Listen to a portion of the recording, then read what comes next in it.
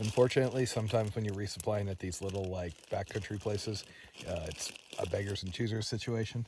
These tortillas really suck. It's hard enough to like choke down tortillas and peanut butter some mornings anyway, but and we are just about to get going here. Come on, get a hike towards showers and food. Oh, pizza, wine, cheese. And now to see what pain, discomfort, complication today brings. Oh, don't put that on the video. Ooh, she said her catchphrase. There is somewhat of an irony to me getting glares and disapproval if I dare to put anything other than complete happiness on video. Just saying. Last forecast I saw said very low chance of rain, like single digit, but very, very windy today. Which means, God knows, none of the forecasts have matched what we've been hitting. The one vestige of the tiger wall that we still have with us is these damn Big Agnes steaks.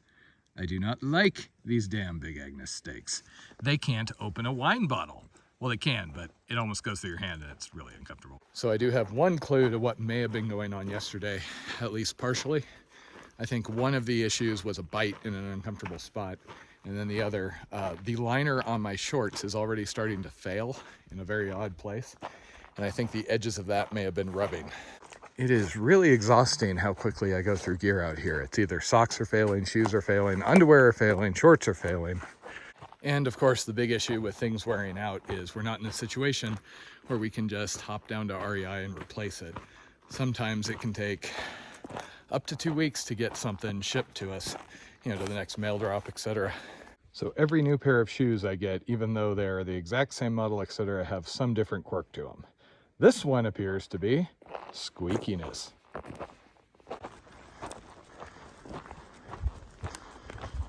We have been out here about 3 weeks at this point, which does mean, sadly, it is time to start at least making initial plans around Tater's leaving the trail. She only had about 7 weeks out here with me. It looks like West Yellowstone is going to be where she is going to exit, because plane flights get expensive at the last minute. We're probably going to book her flight in Butte, and then we will try and kind of deal with the last minute changes as we get closer. Because quite frankly, it is very difficult to make accurate estimates more than a week out, especially since daily mileage can vary. I mean, if I'm sandbagging it and just doing like an easy 15 a day, then sure, no problem, I can keep up with that. Oh, hey, deer or elk or something. Currently, on a bad day, we're doing about 19. On a good day, we're doing low to mid 20s. I would like to be doing solid 25s, but it just hasn't worked out. Sometimes by the end of the day, we're so beat, we're just crawling along, and what would take us 2 hours in the evening will go by in under an hour in the morning, so better there. Plus, sometimes when we are butting up against a long water carry, it's just not worth it for those couple of extra miles to do a heavy pack in so that we're sure we still have 2 liters for the next day. In addition to getting Jen to the airport in West Yellowstone, which can be a challenge because we don't know what the shuttle situation, we don't know what our options are going to be there. We also have to swap out some gear. I switched to a smaller tent. My plan is to get a Nemo Hornet, trying to find a new one because mine was pretty much dying on the Condor Trail after many, many thousands of miles. The new 6 Moon Haven, we do like, works well for 2 of us, but it is a little fiddly to set up.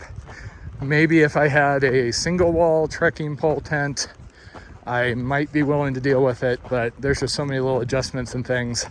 I can set my Hornet up in under a minute, and then I'm in the sleeping bag. And at the end of a very long, very hard day, that's usually what I want to do. Not to mention, even if I have to camp on a granite slab or something, I can get that thing up instantly. Part of me does really wish I could try the duplex that so many people out here swear by, but we just can't justify $700-800 on a tent when, things break so damn often and we're having to do this as cheaply as we can within reason. Our filters are both pretty shot at the moment. We think it was one of these ponds we had to fill out one night. The sort of filters that we use, the Sawyer and the Platypus, can be back flush, but honestly, I've only seen that work to a limited degree.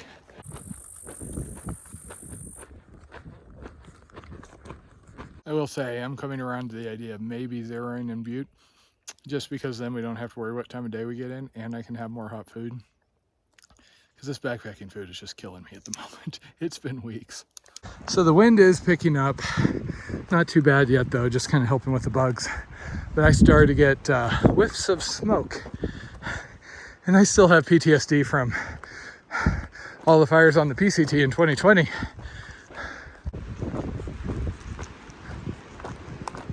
We just ran across a trail crew actively cutting logs, which I may be more grateful for that than the Coke Trail magic yesterday. Per them, the wind is supposed to continue like this. Oh, hey, chainsaw. The only fire they knew about was one off near the Idaho border, so it wouldn't be something we have to worry about. And we only got a whiff of something.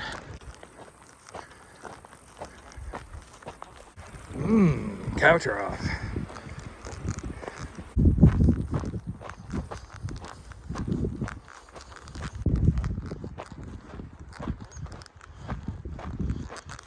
So many flowers. And the views aren't bad. And out of nowhere, 400 miles in, I start getting arch issues. Damn it. So I swapped socks because I didn't know what else to do. But it's a relatively new pair of shoes, relatively new pair of darn toughs.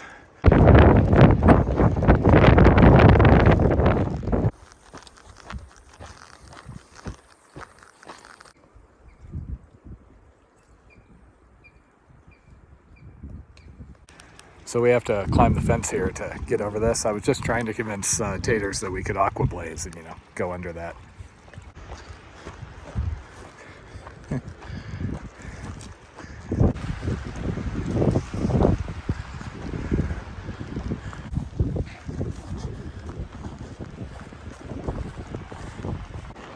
This has been getting fun back here. Trees make all sorts of noise when a big gust hits.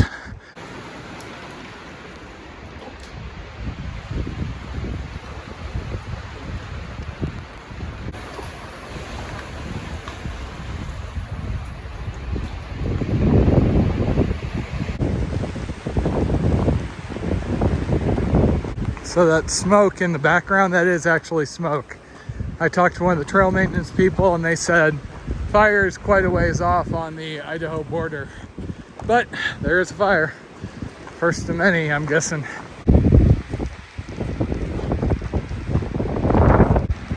Welcome to what appears to be the most controversial of the CDT alternates, the Anaconda Butte option.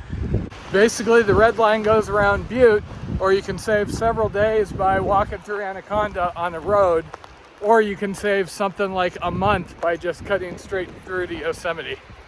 We're doing Butte.